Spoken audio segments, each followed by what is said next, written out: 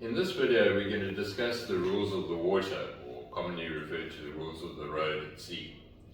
Now, there are two different sets of rules. One is what we call coal regs, and the other is the racing rules of sailing. And I have two examples of them here. That is your coal regs, and the coal regs was put together in 1972, and the racing rules of sailing is updated every 4 years after the Olympics, and the new rules come into effect on the 1st of January of the year following the Olympics. For the purposes of today's lesson, we're going to focus purely on coal regs. So this applies to all social sailing, but not to racing. The first thing I want to say to you is that both sets of rules were written by marine lawyers, maritime lawyers, and as such, they're not great reading, but I'm going to try and simplify the rules that we're going to cover.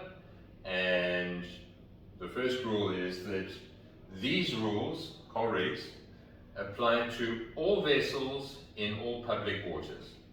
So what does that mean? It means that anything that you can board that floats, whether it's a sailboat, a powerboat, a canoe, a paddle ski, in any public water, which is any sea, any inland water, any dam, any river, any harbour, coal regs applies. Now, there's about 50 odd rules in the coal regs book, but we're just going to cover a couple of the more basic ones, which will keep you safe 99% of the time. The first rule we're going to look at is commercial versus leisure. And this is a common sense rule. If somebody is working on the water and you're playing on the water, then you should allow them to do their work. You shouldn't interfere with them.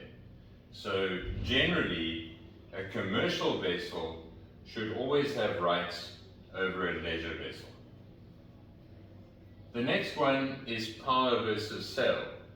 And this is all about maneuverability. So if you've got a powerboat and a sailboat and they're on a collision course, generally the sailboat will have right of way and the powerboat needs to give way. There are a few exceptions to this rule, and that is when the powerboat is not under command. So for example, if the powerboat were at anchor, she can't move quickly, she needs to lift that anchor. So therefore, in that situation, the powerboat would have right of way.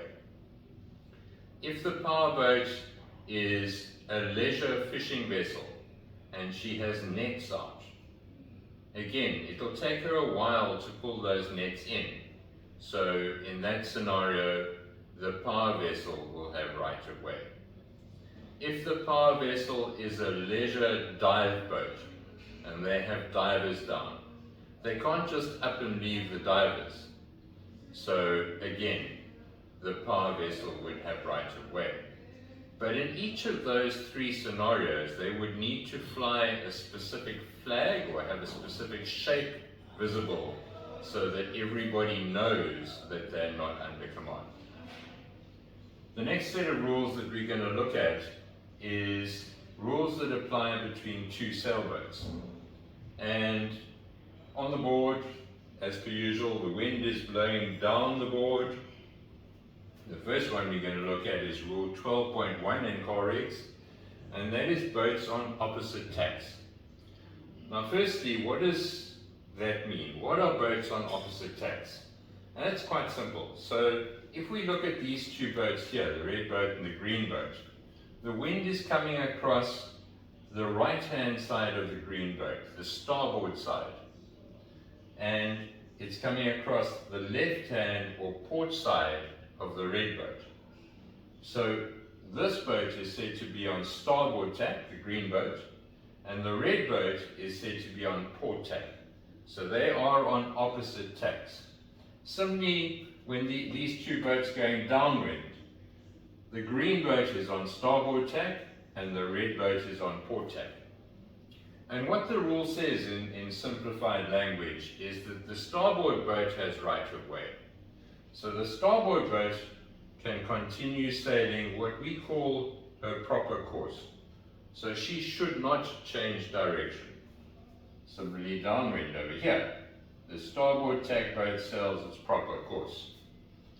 The port tack boat, often referred to as the give-way boat, needs to stay clear of the starboard tack boat. So she could either tack away or duck behind.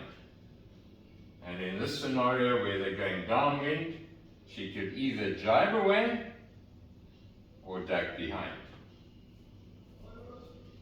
Additionally, the right-of-way boat, the two green boats in this scenario, the two starboard tack boats, needs to hail the other boat. And they need to shout starboard so that the give-way vessel has a warning that they're approaching. Quite often, particularly in this scenario over here, the person steering this red boat would be sitting on the back corner over here, behind the sail. So the sail would shield his view of that boat approaching. And the starboard tack boat needs to continue shouting starboard until such time as he or she sees the give-way boat make a significant change in direction. The next rule, Rule 12.2 in coal rigs, governs boats on the same tack. So if we look at the scenario over here, the wind is coming across the red boat's port side, so they're on port tack. It's coming across the green boat's port side, so they're also on port tack. And what the rule says, 12.2, is that the windward boat, the boat closest to the wind, so the red one in this case, needs to keep clear. So the green boat can continue on its proper course, and the red boat needs to keep clear, so either tack away or duck behind. We don't need to look at upwind and downwind in this scenario because it is exactly the same. It refers to windward and leeward, and remember the windward boat is the boat that is closest to the wind. Once again, the right-of-way boat, the green boat, needs to hail the other boat, and this time they need to shout windward or weather. And this confuses people because in the first rule, 12.1, the right-of-way boat shouts what she is, starboard. Whereas over here, the right-of-way boat shouts what the other boat is, windward or weather. So just remember the change around with those two rules. And the last rule we're going to look at in this segment is Rule 13, which governs overtaking. And it's a bit like driving a car in that the boat that is being overtaken may continue sailing her proper course. The overtaking boat, the yellow boat in this case, can overtake on either side, either to the leeward side or to the windward side, but she may not impede the boat that is being overtaken, and she does not need to hail. She does not need to shout anything to the other boat. I hope you've got value out of this lesson.